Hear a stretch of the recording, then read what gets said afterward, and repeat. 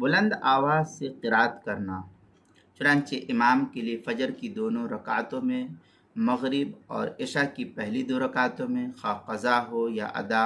اور جمعہ، عیدین، تراویح اور رمضان المبارک میں وتر کی نماز میں بلند آواز سے قرات کا کرنا یہ واجب ہے۔ چنانچہ اس سلسلے میں در مختار کے اندر یجہر بالسورہ ان قصد الامام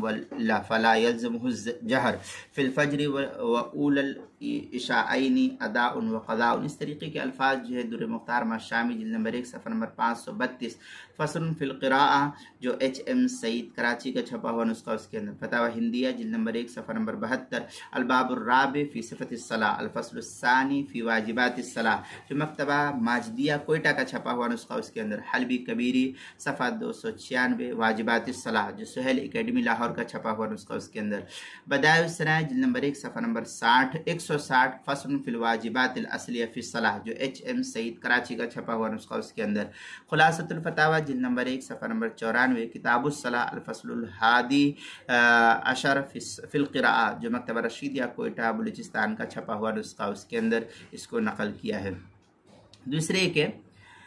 اور اکیلے نماز پڑھنے والے کو رات کی نماز میں بلند یا آہستہ آواز سے قرات کرنے کا اختیار ہے، چاہے تو بلند آواز سے قرات کرے، چاہے تو وہ آہستہ آواز سے، دونوں کا اس کو اختیار ہے، جیسا موقع محل دیکھے اس حساب سے وہ قرات کر سکتا ہے۔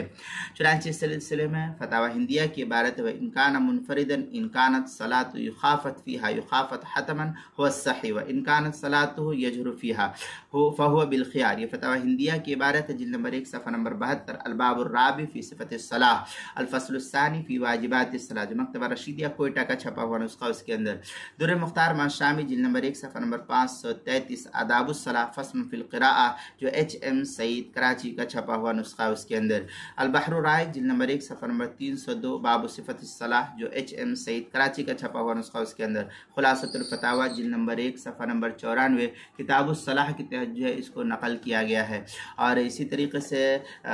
کتاب الصلاۃ الفصل الحادی عشر فی القراءۃ کے تحت جو ہے اس کو نقل کیا جو مکتبہ رشیدیہ کوئٹہ کا چھپا ہوا نسخہ ہے۔ اور نماز کے مسائل کا انسائکلوپیڈیا جلد نمبر 1 صفحہ نمبر 232 اور 233، حروف تہجیب با کے تحت جو اس کو نقل کیا،